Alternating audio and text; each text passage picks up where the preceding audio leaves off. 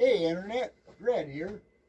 And after being called a communist at the last protest I was at, I figured it'd be a good idea to find out just what is a communist.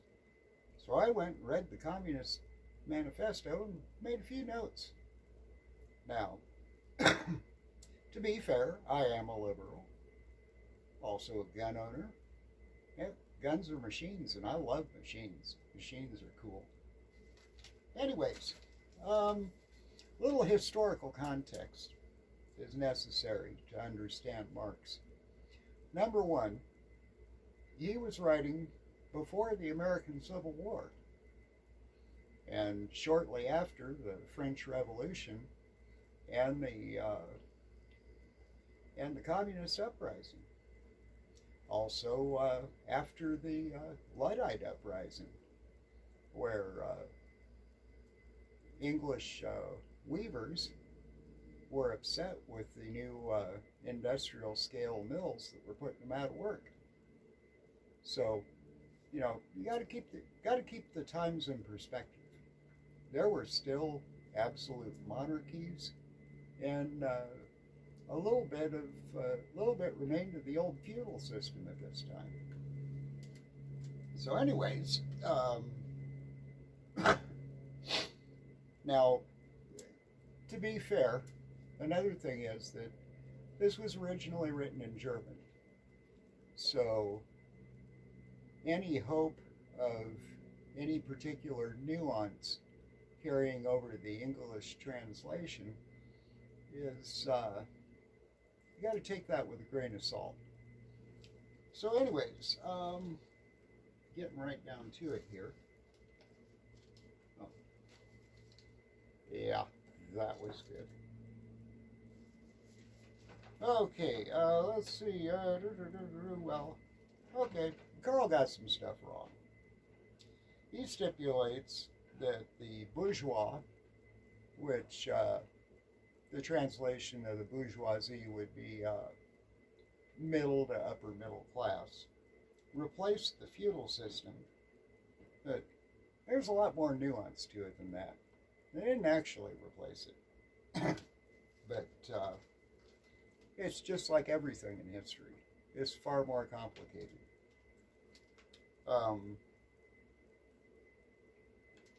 You know, let's face it. Some of his observations were right on the spot. But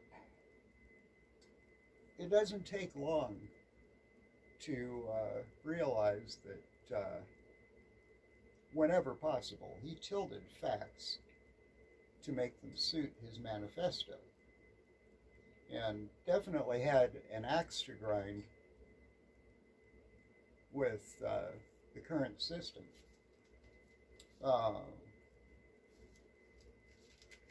You know, also he's got some personal baggage that will come out later. The devaluation of craftsmanship in the modern age. You know, basically, you know, this is the beginning of the industrial era, and standardization, and you know, the individual craftsman, well, not quite as valued as before, and that's absolutely true today. One point that Marx entirely missed was the bourgeoisie wanted desperately to get into the club of the aristocracy. You know, money didn't make you a gentleman in England. You know, the nouveau riche were not accepted. And just the same, what he refers to as the petit bourgeois, which would be the lower middle class, you know, these are people who, you know, they're skilled beyond the level of grunt labor, and they want to be in the bourgeois, and the bourgeois want to be in the aristocracy. See where I'm going with this? Yeah, well, some things never change. Just like a certain person desperately wants to be accepted as a mover and shaker in everything he comes near, and is pretty much considered a joke. Anyways,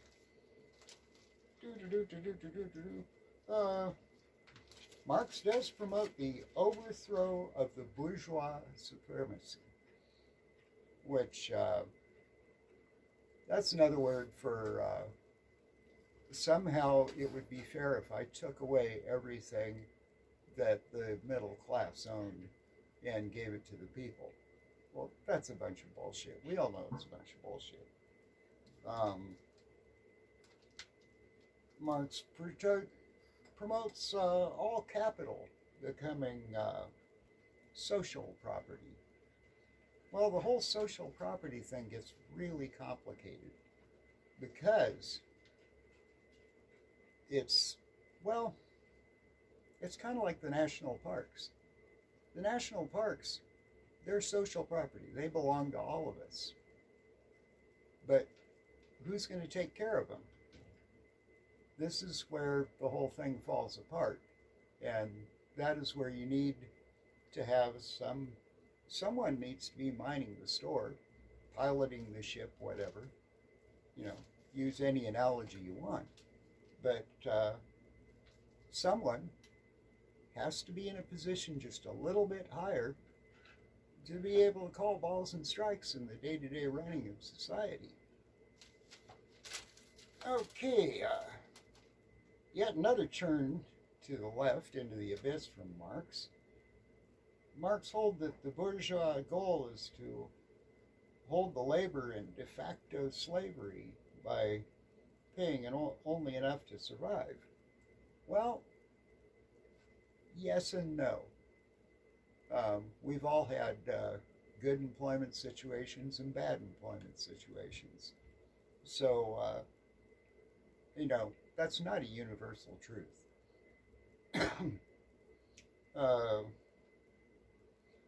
Communism, and this is an actual quote. I think I cut one line out because it was superfluous, but for the most part, I'm paraphrasing here. And you know, you can read the whole thing. It's free online, and it's fairly short.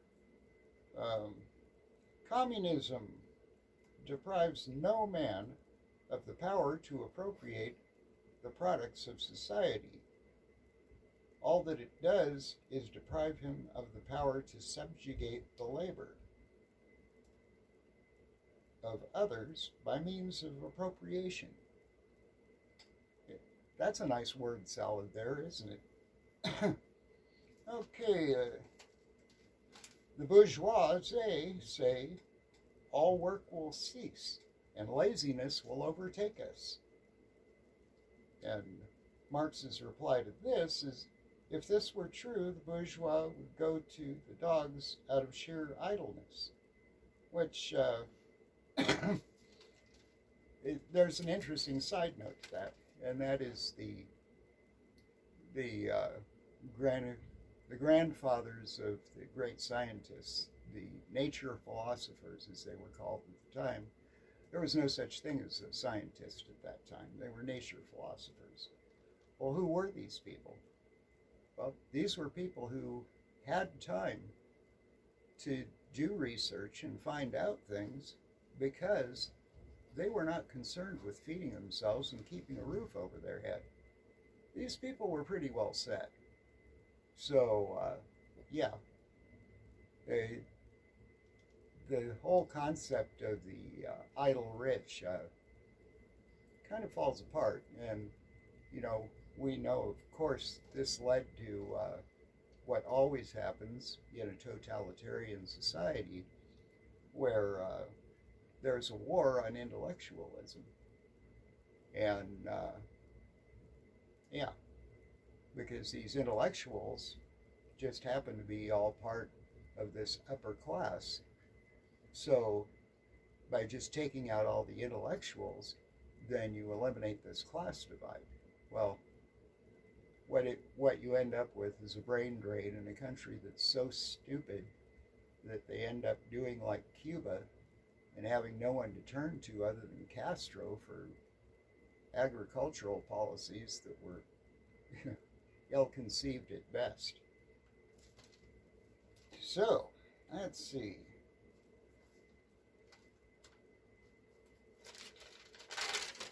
As we go on here, you know, I'm not defending the aristocracy. Yeah, they did some bad shit, but, you know, the trust fund children of their day. Then Marx goes on to point out that the law was made by and for the aristocracy, which we, sorry, I'd love to say that's wrong, but no, that's pretty much how it's always worked. We have two different concepts here. We have the rule of law, where law trumps everything and all must obey the rule of law, and then we have law and order. And law and order has always just been about keeping people in their place.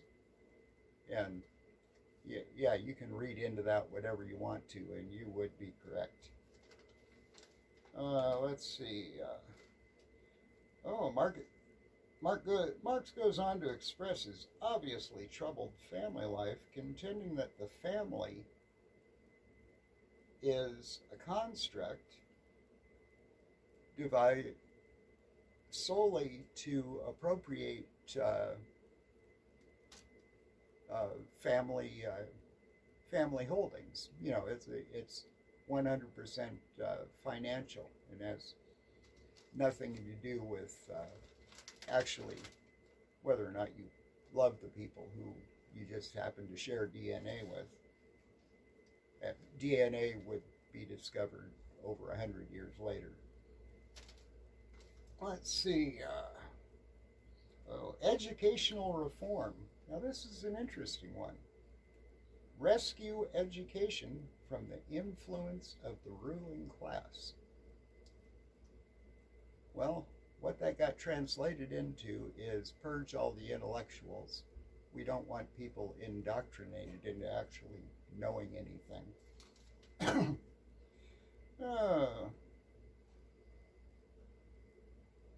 And Marx does, in fact, favor the abolishment of religion as a source of class antagonism, which it can be, but once again, it doesn't stand up to the wall of scrutiny. The wall of scrutiny when you include all the nuance involved with it and all the positive good that comes from religion, which it's a lot. And to deny that is just sheer stupidity. Seize all capital for the people. Well, we know how that really works when humans are involved. Oh, and the origin of the slippery slope. This is a good one. You know, it's the chipping away of the bourgeois forces. Anyways, abolish land rights. Well, I've got my little 2.5 acres here and it's mine, and no, it's not going to become property of the people. Let's see. But one of the things that he does recommend is a heavy progressive income tax.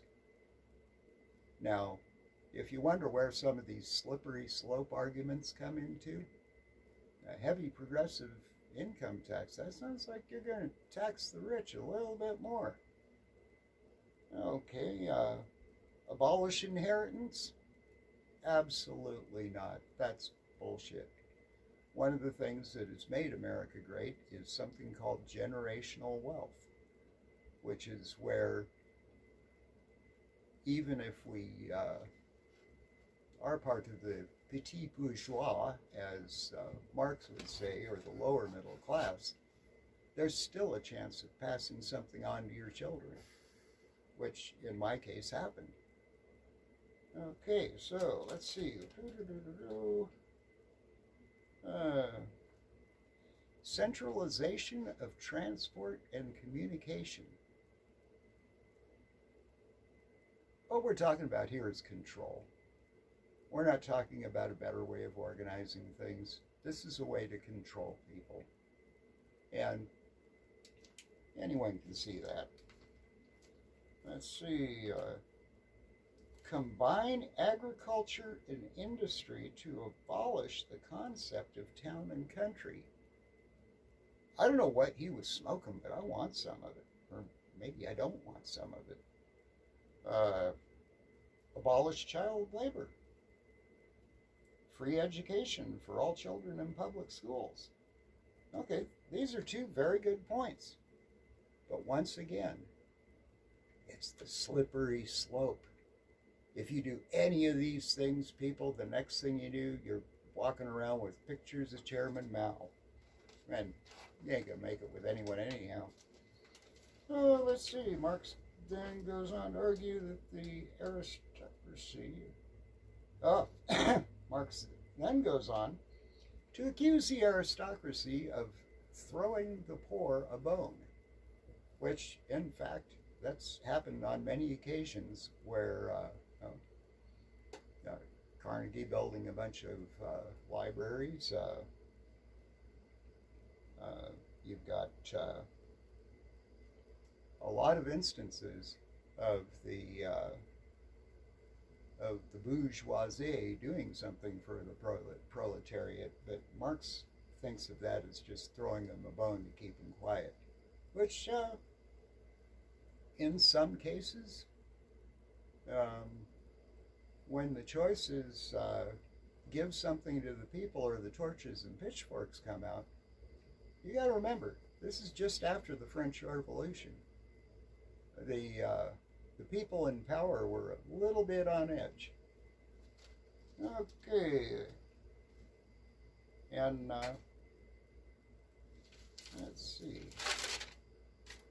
Almost to the end here. Luckily, the Communist Manifesto is a very short document. I believe it's may have been 22 pages in the original German. Don't quote me on that. That came from the internet, and you know the way the internet works. Marx then whines about the upper middle class abusing the lower middle class, but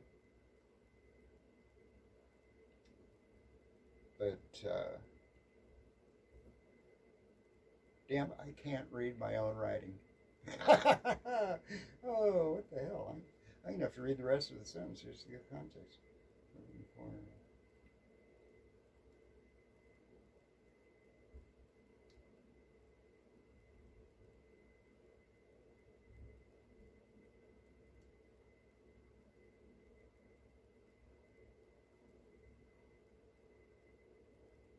I have no idea what I wrote there.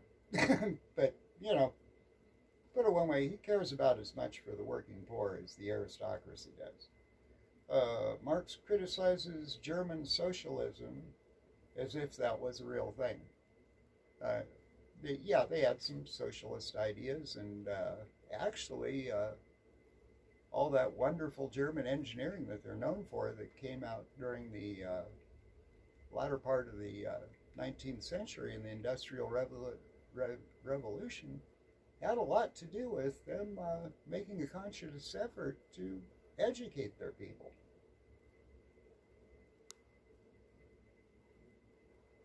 But then he goes on to discount all the communist experiments. I believe New Harmony, Connecticut. I may have that wrong. It may not have been in Connecticut, but that was set up by, I believe, Robert Dale Owen. And it was an attempt at a communist utopian society, which, of course, failed because we're dealing with human beings here. And let's face it, we're only team players when we can see it getting us ahead. It's just the way we are, and we got to face it and deal with it. So anyways, after my observations on the Communist Manifesto, I am most definitely not a communist, because there's a whole bunch in there that's just a bunch of crap.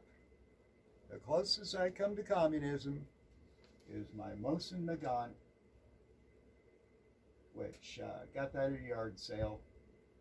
It's a goes all the way back to the imperial days of Russia. It's an infantry rifle. So, have yourself a wonderful day, and if you want to read it for yourself, I highly recommend that you do, because you should know this stuff.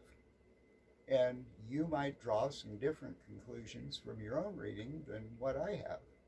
I mean, don't take my opinion as being any kind of authority.